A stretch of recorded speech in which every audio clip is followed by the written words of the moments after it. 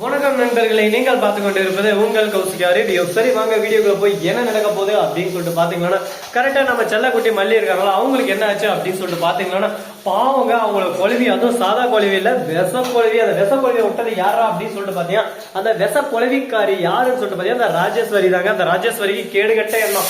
அவன் மூஞ்சிலே அப்படியே சும்மா நாலு நங்குன்னு குத்தணும். சொன்ன வட்டே பாத்தீங்கன்னா அப்படியே பட்டாசு ஒரு பக்கம் பறிக்குது தெரிக்குது அப்படின்ற மாதிரிதான் ஒரு பக்கம் போயின்னு இருக்கு. சரி, இப்படி எல்லாம் ஒரு பக்கம் நடந்துன்னு இருக்கு. அதே சமயத்துல மறுபக்கம் என்ன நடக்குதுன்னு சொல்லிட்டு பாத்தீங்கன்னா, கரெக்டா நம்ம விஜய் இருக்காங்க, இதை எல்லாமே கேதர் பண்றதுக்கு வீட்டுல அப்படியே சிசிடிவி கேமரா மாதிரி ஒண்ணு பொருத்தி வச்சிருக்காரு. வேற யாருன்னு சொல்லிட்டு பாத்தீங்கன்னா நம்ம மல்லியோட பெரியம்மா தாங்க. அவங்க வந்து வீடியோல எல்லாமே எடுத்து வச்சுக்கிறாங்க.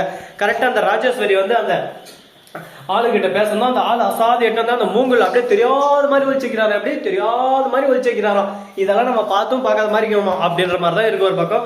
இதை ஒட்டை எட்டு போய் காட்டினாலும் அப்படியே சும்மா செம்ம டென்ஷன் ஆயிடுறாரு.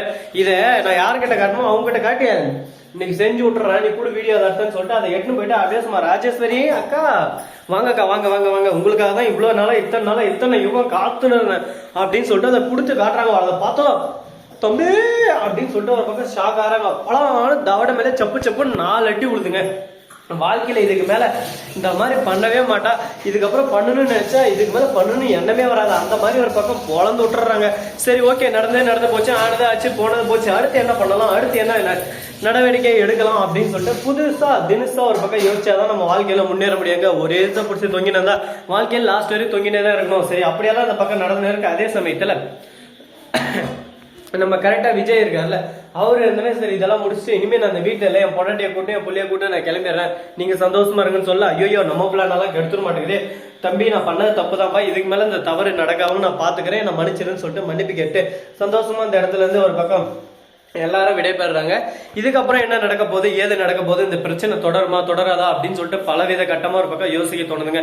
யோசிச்சாலும் யோசிக்கலனாலும் நடக்கிறது நடந்துகிட்டே தான் இருக்கும். வாழ்க்கையில நடக்கிறது என்னைக்குமே தள்ளி போட முடியாது, தள்ளி போறது எப்பவுமே நடக்கும்னு சொல்லிட்டு சொல்ல முடியாது. அந்த மாதிரி ஒரு சுச்சுவேஷன்ல இப்ப இருக்கிற உலகம் ரொம்பவே ஏங்கிட்டு இருக்கு. சரி, இதெல்லாம் ஒரு பக்கம் போயிட்டு இருக்கு. அதே சமயத்துல கரெக்டா நம்ம வெண்பக்குட்டி இருக்காங்களா, அவங்க இருந்து என்ன சொல்றாங்க அப்படின்னு சொல்லிட்டு பாத்தீங்கன்னா, அம்மாவுக்கு இனிமே எதனா ஒண்ணு ஆச்சானா யாருமே சும்மா விட மாட்டோம்பா, இப்ப நான் போலீஸ் ஸ்டேஷன் போயிட்டு அந்த ஆண்டி கிட்ட சொல்ல போறேன், அந்த ஆண்டியை சொல்லி கூட்டினார் போறேன் அப்படின்னு சொல்லிட்டு சொல்றாங்க.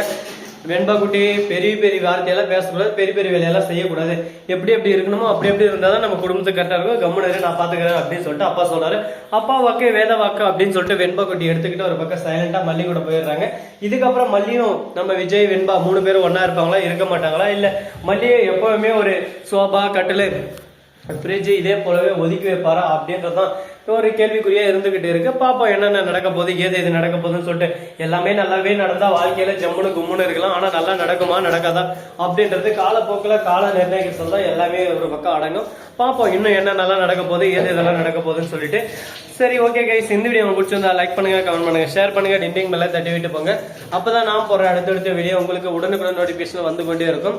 களி யார் தர்றதுன்னு சொல்லிட்டு கஞ்சா பிசினாரி கொஞ்சமா களி செஞ்சு வச்சா இவதான் எங்க அம்மா பாத்துக்கோங்க. சித்திரத்திலே கஞ்சா பிசினாரி எனக்கு களி செஞ்சு போடணும்னாவே உங்களுக்கு அவ்வளவு கஷ்டமா இருக்கும். நல்லா களி ஊத்தி விட்டுருங்க. சரி, ஓகே, தேங்க்ஸ் ஃபார் வாட்சிங். டாடா, see you, நன்றி, வணக்கம்.